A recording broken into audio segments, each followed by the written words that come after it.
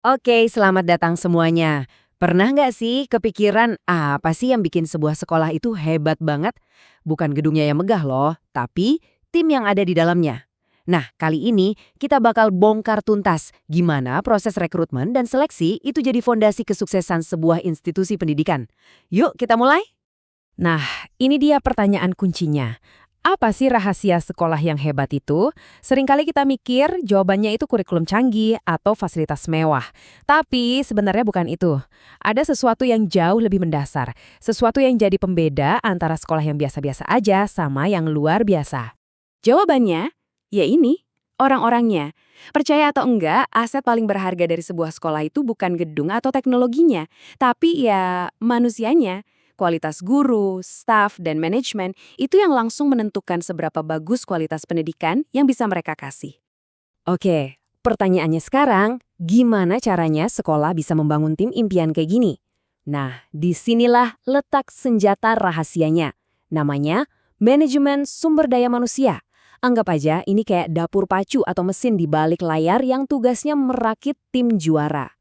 Jadi, apa sih sebenarnya manajemen SDM di dunia pendidikan ini? Gampangnya, ini adalah proses buat menarik, memilih, dan mengintegrasikan staf yang kompeten. Tapi lihat deh kata kuncinya, untuk menjalankan misi institusi. Jadi ini bukan sekedar ngisi lowongan kosong loh, ini tentang nyai orang yang pas buat ngejalanin sebuah misi besar bersama. Setiap orang itu jadi aset strategis. Oke, sekarang kita masuk ke petualangan tahap pertama, rekrutmen. Anggap aja ini kayak kita lagi mau menjaring talenta. Kita tebar jala seluas-luasnya buat dapetin kandidat terbaik dari lautan para pencari kerja. Tujuan rekrutmen itu ternyata dalam banget ya. Nggak cuma buat ngisi kursi yang kosong, tapi ini adalah pencarian strategis buat nemuin orang yang paket lengkap. Mereka harus kompeten secara akademik, jago ngajar, punya skill pedagogik yang kuat, dan yang paling penting, punya integritas dan karakter yang bagus. Terus, dari mana kita bisa dapat talenta-talenta ini? Ada dua kolam utama. Pertama, sumber internal. Ini artinya kita melihat ke dalam dulu. Lewat promosi, rotasi, bagusnya ini bisa bikin karyawan semangat. Tapi ada juga sumber eksternal, nyari orang dari luar. Ini gunanya buat bawa angin segar, perspektif baru, dan keahlian yang mungkin belum kita punya. Dua-duanya sama-sama penting. Nah, di zaman sekarang, cara mainnya udah beda banget. Kita ngomongin e-recruitment. Sekarang kan banyak banget lowongan di media sosial, di portal-portal kerja online, semuanya pakai data.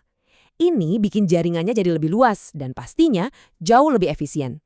Prosesnya jadi lebih cepat dan bisa dapat kandidat dari mana aja. Oke, kita udah berhasil narik banyak banget kandidat. Jaringnya udah diangkat. Sekarang masuk ke tahap yang super krusial dan menentukan, seleksi.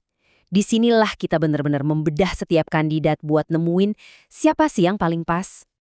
Tujuannya kedengarannya simple banget ya. The right person in the right job. Orang yang tepat di pekerjaan yang tepat. Tapi jangan salah, walau simple, ini inti dari segalanya. Salah nempatin orang, akibatnya bisa fatal. Sebaliknya, kalau orangnya pas, wah, bisa terjadi keajaiban. Sesederhana itu, tapi dampaknya luar biasa. Prosesnya ini keren banget digambarin kayak corong seleksi. Coba bayangin, di atas itu banyak banget kandidat yang masuk. Terus disaring tahap demi tahap. Mulai dari screening administrasi, cek berkas, lolos, lanjut tes kompetensi. Lolos lagi, masuk wawancara. Nah, yang menarik, ada sesi micro-teaching. Ini simulasi ngajar langsung. Sampai akhirnya ada pengecekan referensi dan keputusan final.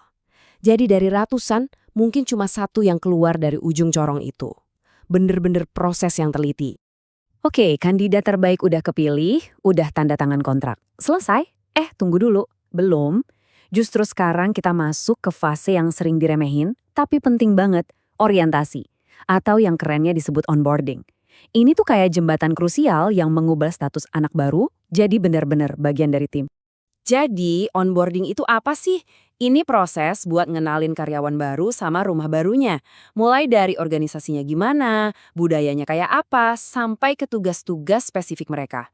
Tujuannya simple, biar mereka nggak bingung, nggak merasa tersesat, dan bisa langsung nyetel sama visi, misi, dan cara kerja di sini. Dan kenapa ini penting banget? Manfaatnya banyak. Buat karyawan baru, adaptasinya jadi lebih cepat. Produktivitas di awal-awal juga jadi lebih tinggi. Dan pastinya, ngurangin kesalahan-kesalahan yang nggak perlu.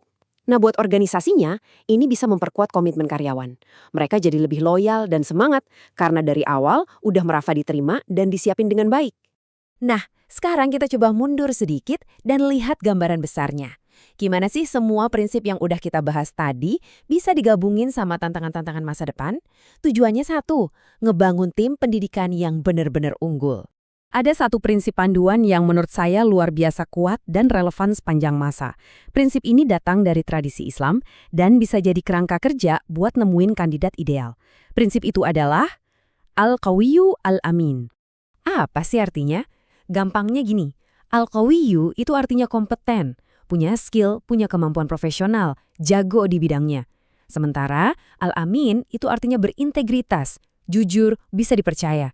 Prinsip ini ngajarin kita kalau orang terbaik itu bukan cuma yang pinter, tapi yang pinter dan benar, punya keahlian sekaligus karakter yang mulia.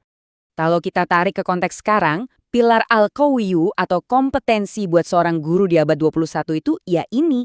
Nggak cukup cuma pinter materi pelajaran. Guru zaman sekarang itu harus kreatif, jago komunikasi, bisa kerjasama atau kolaborasi, dan yang pasti melek digital. Ini paket kompetensi yang wajib dimiliki. Di sisi lain, ada juga perkembangan teknologi yang nggak bisa kita hindari. Sekarang kita ngomongin soal artificial intelligence atau AI dalam rekrutmen. Teknologi ini udah bisa loh nyaring ribuan CV dalam sekejap, nyocokin kandidat pakai analisis data dan machine learning. Dari sisi efisiensi, ini jelas luar biasa. Tapi, ini memunculkan satu pertanyaan penting. Apa sebuah algoritma bisa bias? Jawabannya bisa banget. Kenapa?